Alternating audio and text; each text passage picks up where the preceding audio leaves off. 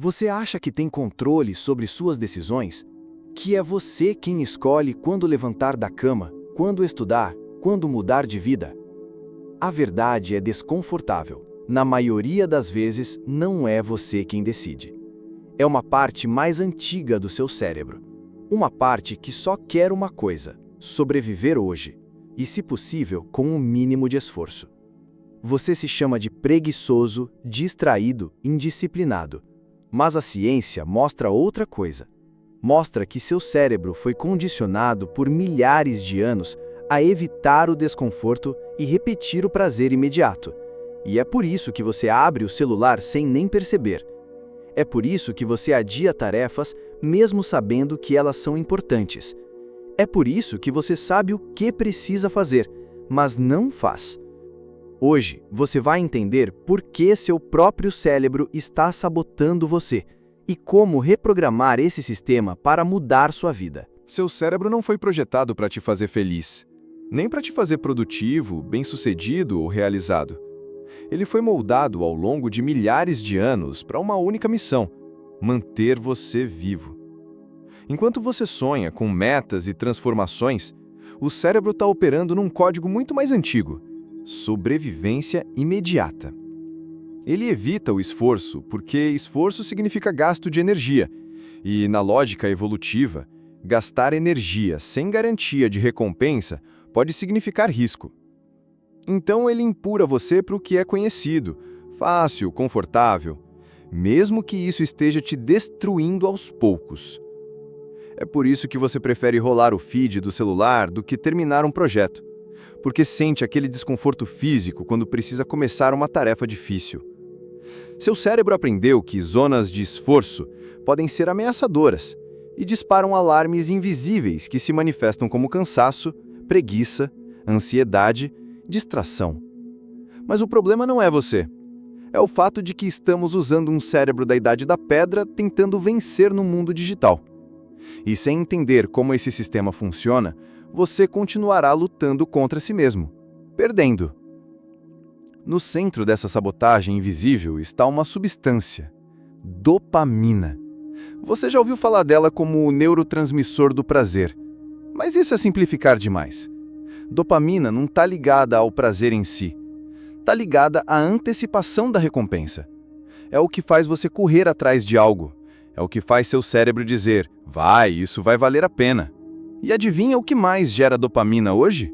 Notificações, likes, vídeos curtos, doces, pornografia, compras rápidas. Tudo que oferece uma recompensa fácil e imediata, mesmo que superficial. Com o tempo, seu cérebro se adapta. Ele começa a esperar dopamina o tempo todo. E tudo que exige esforço, como ler um livro, estudar, meditar, ir à academia, se torna entediante, difícil, quase insuportável. Não porque essas atividades são ruins, mas porque elas não disparam o mesmo pico químico que seu cérebro foi condicionado a buscar. Você não está desmotivado. Está dopaminicamente dessensibilizado. Seu sistema de recompensa foi sequestrado e agora você vive em busca de estímulos vazios, enquanto tudo o que realmente importa parece difícil demais. Dentro da sua cabeça existe um conflito constante. De um lado, o sistema límbico, a parte mais antiga e emocional do cérebro. Ele reage rápido, busca prazer, evita dor, pensa no agora. Do outro, o córtex pré-frontal, mais novo, mais racional. Ele planeja, avalia, pensa no futuro. Você já viveu esse embate. Quando decide começar uma dieta, é o córtex quem fala: isso vai te fazer bem a longo prazo. Mas quando vê o bolo na geladeira, é o sistema límbico que grita: precisamos disso agora. Esse duelo acontece milhares de vezes por dia. E, na maioria das vezes, o sistema límbico vence.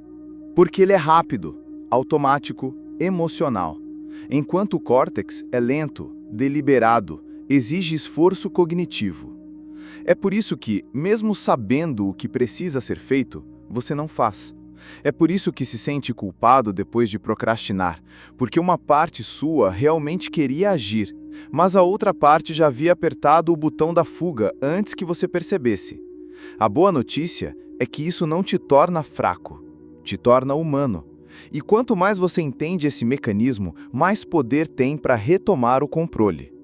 É um paradoxo cruel. Aquilo que mais pode te fortalecer, hábitos, disciplina, foco, consistência, é exatamente o que seu cérebro resiste com mais força. Por quê? Porque tudo que gera crescimento real exige desconforto momentâneo. E o cérebro, como já dissemos, odeia desconforto. Ele interpreta qualquer sinal de dor, cansaço ou esforço como ameaça. Como se estudar fosse um predador à espreita, como se meditar fosse um perigo à integridade do sistema. Então ele ativa alarmes. Você sente sono, tédio, ansiedade, fome repentina, tudo menos a vontade de continuar.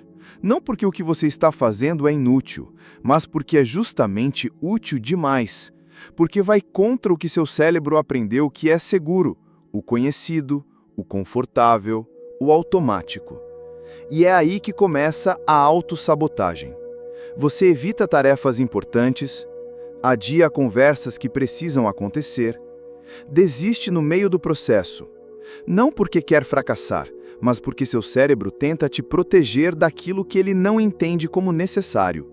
Mas o que ele vê como ameaça, às vezes é exatamente o que você mais precisa enfrentar. A procrastinação não é preguiça, ela é um mecanismo de defesa neural. Quando você pensa em começar uma tarefa importante, escrever, estudar, tomar uma decisão difícil, o cérebro rapidamente faz uma varredura emocional. Isso vai gerar dor, esforço, estresse. Se a resposta for sim, mesmo que sutil, o alarme é acionado. E o sistema límbico, protetor como sempre, diz: por que sofrer agora se podemos adiar para depois? A lógica interna é essa: evitar o desconforto momentâneo gera alívio. E esse alívio é uma recompensa. Ele ativa a dopamina. Ou seja, procrastinar é recompensador no curto prazo. Você se sente momentaneamente melhor ao fugir da tarefa, e o cérebro aprende que isso é bom. Com o tempo, isso se transforma em hábito. Um hábito invisível, perigoso, autossabotador. Evitar o que importa, buscar o que distrai. Mas o mais assustador é que quanto mais você procrastina, mais você treina o cérebro a repetir esse ciclo, porque ele não entende a consequência futura, só o alívio imediato. Você adia, se culpa, tenta começar de novo e trava, não porque é fraco, mas porque seu sistema de decisão foi sequestrado por um padrão neural profundamente reforçado. Mas esse padrão não é definitivo, ele pode ser reescrito, porque o cérebro, assim como ele aprende a te sabotar, também pode aprender a te libertar. Você se julga por se distrair, mas talvez nunca tenha parado para entender que distração é, na verdade, um vício. Nosso cérebro é movido por estímulo, e no mundo atual, estímulo é o que mais existe. Pings, alertas, vídeos, manchetes, notificações. Tudo isso ativa microdoses de dopamina. E cada vez que você cede a esses estímulos, reforça o ciclo. Ação rápida, recompensa rápida. Com o tempo, o cérebro se condiciona a buscar qualquer saída sensorial do momento presente. Ele não quer mais permanecer no agora. Ele quer escapar, pular, consumir, mudar de tela, fugir da profundidade. E isso não é apenas comportamento, é química. A cada distração reforçada, você molda fisicamente as conexões neurais que dizem: foco é entediante, mudança constante é prazerosa. É como treinar um músculo errado todos os dias. Você não percebe, mas está fortalecendo o impulso de dispersar, ao invés de permanecer. E quanto mais você se distrai, mais difícil se torna voltar ao centro. Mas entenda, isso não é falta de força de vontade. É o resultado de um ambiente viciado em captar sua atenção e de um cérebro que, sem perceber, se tornou dependente desse ciclo. A distração moderna é tão poderosa que exige uma nova habilidade: reaprender a estar presente. Você acredita que falta força de vontade, mas e se eu te dissesse que a força de vontade É como uma bateria e que ela se esgota. A neurociência chama isso de fadiga decisória. A cada escolha que você faz ao longo do dia, desde que roupa vestir até se responde àquela mensagem ou não, você gasta uma pequena porção da sua energia mental. No começo do dia, essa bateria está carregada. Mas, à medida que o tempo passa, decisões acumuladas drenam sua capacidade de controle. É por isso que à noite você cede mais facilmente a hábitos nocivos, comida ruim, rolagem infinita, procrastinação. Você está esgotado, não emocionalmente fraco, mas quimicamente vulnerável. A força de vontade falha não porque você é indisciplinado, mas porque você tenta depender dela o tempo todo, como se fosse infinita. E ela não é. É por isso que as pessoas mais produtivas do mundo não confiam na motivação. Elas criam sistemas, rotinas, ambientes que economizam decisões. Elas blindam a energia mental para as tarefas que realmente importam. Você não precisa ser mais forte. Precisa desgastar menos sua mente com o que é irrelevante, para que ela possa resistir quando for necessário. Porque a chave não é se forçar o tempo todo. É economizar sua força para os momentos que realmente contam. A boa notícia é que seu cérebro não é um sistema fixo. Ele é plástico, no sentido mais extraordinário da palavra. Neuroplasticidade é a capacidade que o cérebro tem de se modificar, de criar novas conexões, de apagar padrões antigos e aprender novos caminhos. E isso acontece o tempo todo, quer você perceba ou não. A questão é, você vai deixar isso acontecer por acaso ou vai assumir o controle? Toda vez que você repete um comportamento, está literalmente esculpindo seu cérebro. Cada escolha, cada hábito, cada pensamento reforçado molda os circuitos que determinam quem você está se tornando. Ou seja, você não é apenas o que faz, você é o que repete. E se é assim, então reprogramar não exige genialidade, exige intenção e consistência. Começar pequeno, mas com clareza. Criar novos caminhos neurais através de repetições conscientes, mesmo que imperfeitas. Isso pode parecer simples demais, mas é justamente por isso que funciona. O cérebro aprende melhor com ações concretas, repetidas, de baixa complexidade e alto retorno emocional. Você não precisa de grandes transformações hoje. Precisa de pequenos atos diários que o cérebro possa assimilar como: isso é seguro, isso é bom, continue. É assim que novos hábitos nascem, não como imposição, mas como conquista. Seu cérebro aprende por repetição, mas ele mantém um hábito por causa da recompensa. Todo hábito é um loop: gatilho, ação, recompensa. Se você só se esforça, mas nunca recompensa seu cérebro, ele entende que aquele comportamento não vale a pena e começa a resistir, a sabotar, a buscar alternativas mais prazerosas.